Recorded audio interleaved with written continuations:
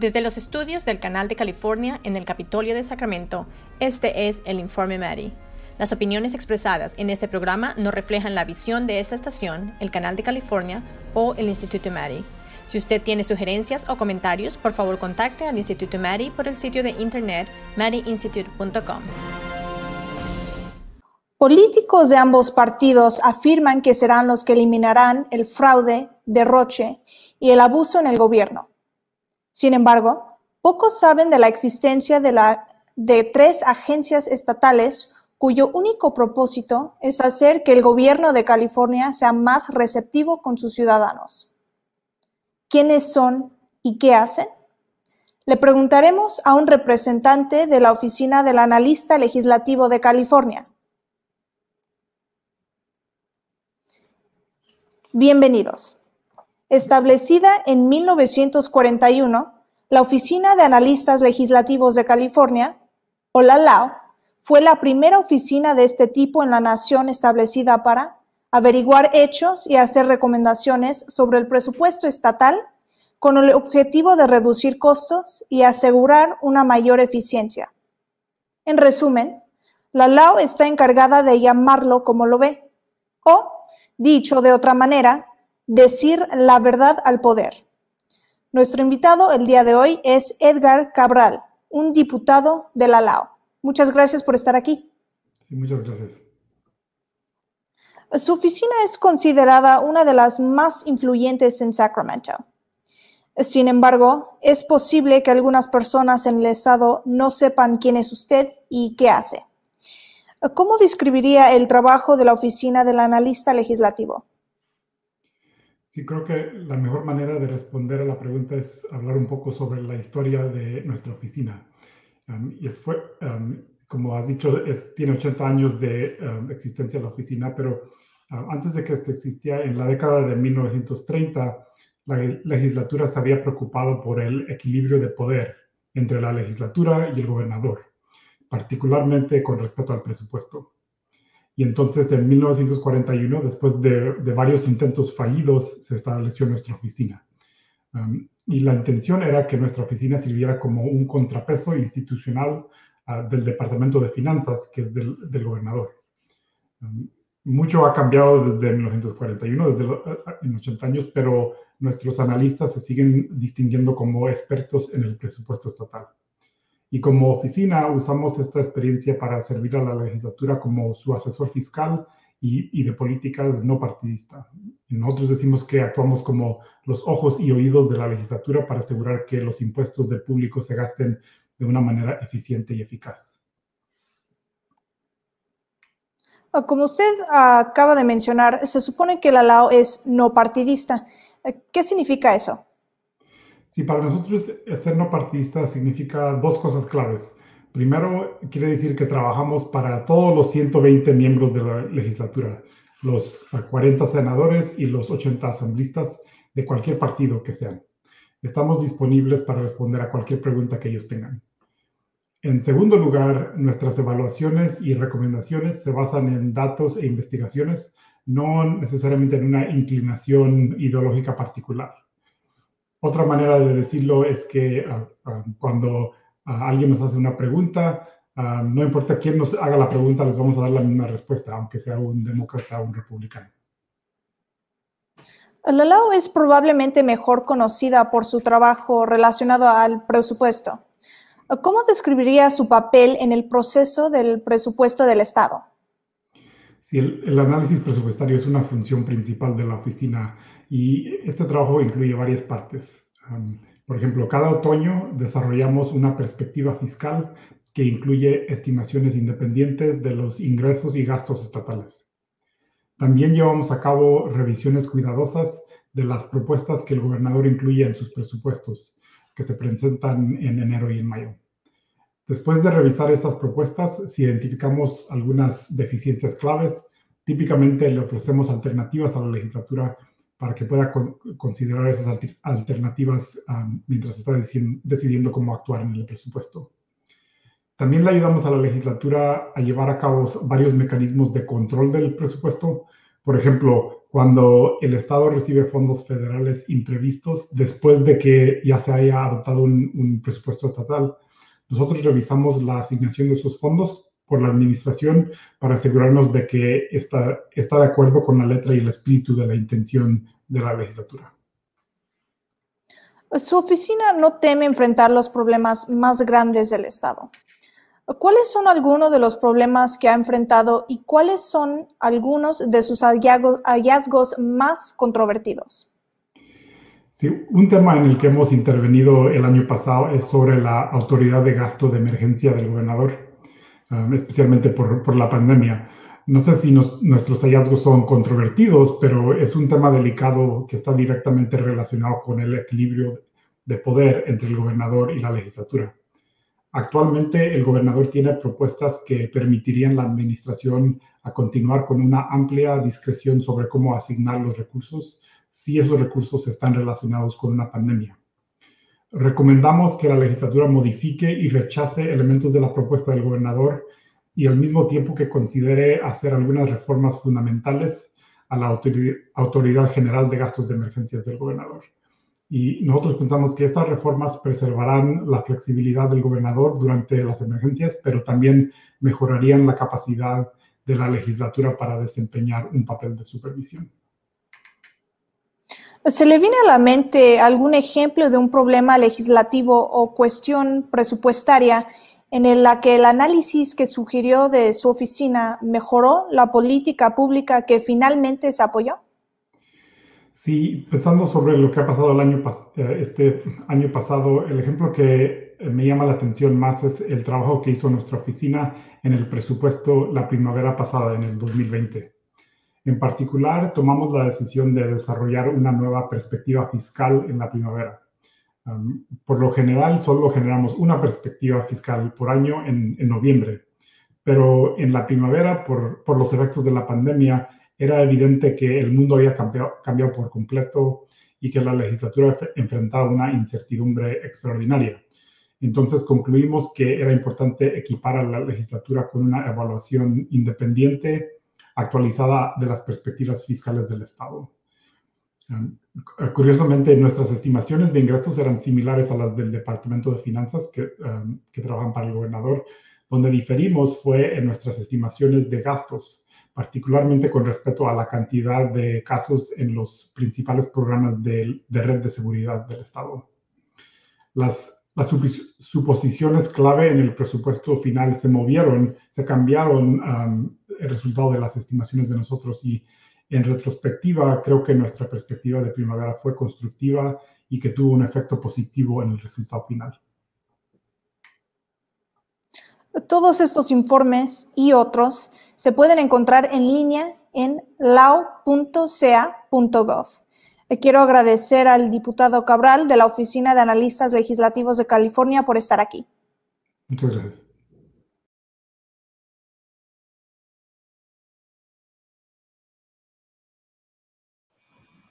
Bienvenidos de vuelta. Yo soy Madison Firstman para el Informe Maddie. A menudo escuchamos sobre la necesidad de eliminar el fraude, el derroche y el abuso en el gobierno. La misión de la Oficina del Auditor del Estado es promover el manejo eficiente y eficaz de los fondos y programas públicos. Estamos encantados de tener a Margarita Fernández, jefa de Asuntos Públicos y Garantía del Auditor del Estado de California, como nuestra invitada. Gracias por estar aquí.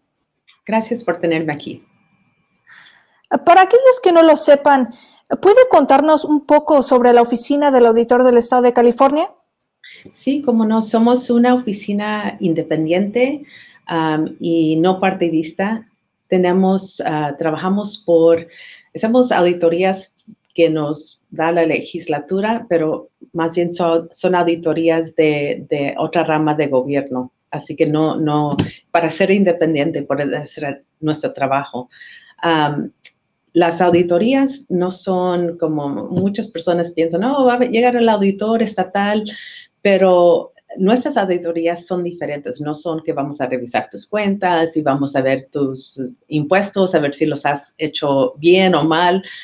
Durante el año pasado, nosotros hacemos auditorías de ver cómo los programas o operaciones del Estado o también de los jurisdicciones locales están funcionando como deben de funcionar, son económicos, están haciendo su responsabilidad, cumpliendo con sus responsabilidades. Así que hacemos auditorías para ver si el programa está funcionando como debe de funcionar. También hacemos una auditoría independiente de las finanzas del Estado de California, que es una de las más grandes negocios mundial. Así que una auditoría financiera es muy grande.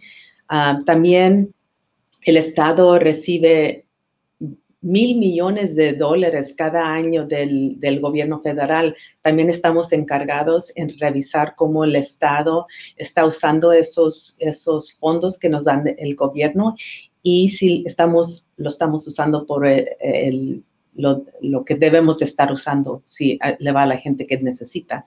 Y también tenemos otros programas que hacemos, pero más bien es para revisar cuentas, para revisar las operaciones del Estado y somos los ojos y los oídos de los californios para que sepan cómo están usando el dinero. Y ya nos contó lo que es una auditoría. ¿Podría también describir brevemente qué provoca una auditoría y qué sucede después de que se completa una auditoría?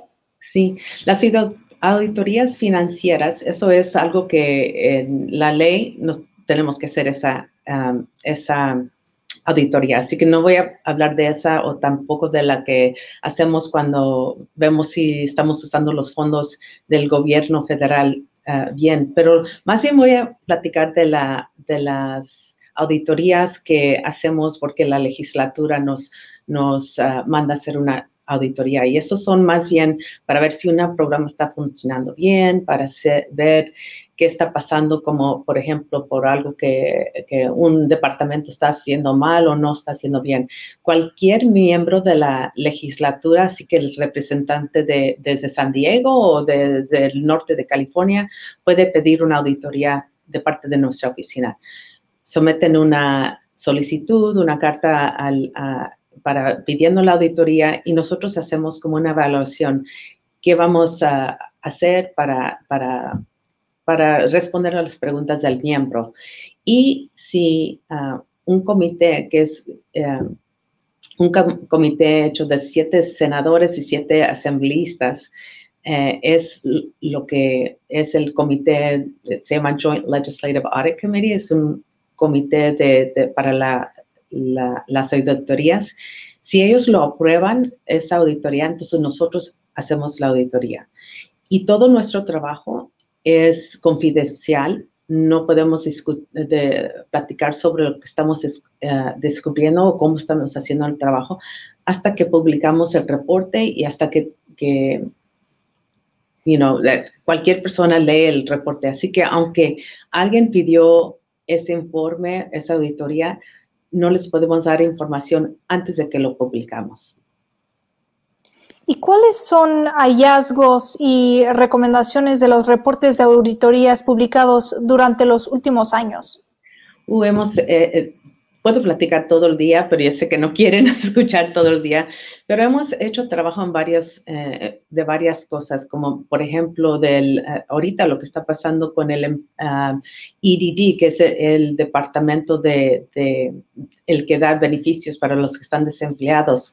Ahorita acabamos de hacer varias auditorías sobre eso y descubrimos lo que estaba pasando con el fraude, con lo que estaban haciendo pagos a gente que estaba en la cárcel, también que estaban haciendo pagos a personas que tenían el mismo domicilio que otras 40,000 personas. También hemos hecho auditorías como de la Universidad de California, que es muy grande y cómo admiten a los estudiantes y lo que estaba pasando ahí, que les estaban dando preferencia a otras personas. Así que estamos en todas partes viendo programas de diferentes cosas. Su oficina también lleva a cabo investigaciones sobre actividades gubernamentales inapropiadas bajo la Ley de Protección de Denunciantes de California, también conocida en inglés como the Whistleblower Protection Act. ¿Qué tipo de conducta califica y qué hace cuando recibe una queja? Bueno, una acción indebida puede ser como si alguien está usando como los recursos estatales en un mal modo. Puede ser también unas prácticas corruptas, como también el nepotismo, soborno o favoritismo. También si están usando los fondos como de mal gasto, no, como que están comprando 60 coches si no los necesitan. Cualquier cosa de así, si nosotros recibimos una llamada, primero tenemos que ver si sí puede ser algo indebido, porque no todo que llaman es indebido, así que nosotros tenemos que hacer muchas averiguaciones, ver documentos, hacer entrevistas para ver si esa queja sí era cierta. Para todos los que nos están viendo, estos informes y otros se pueden encontrar en línea en auditor.ca.gov. Muchas gracias, directora Fernández, por estar aquí el día de hoy representando a la Oficina del Auditor del Estado de California. Gracias a ustedes.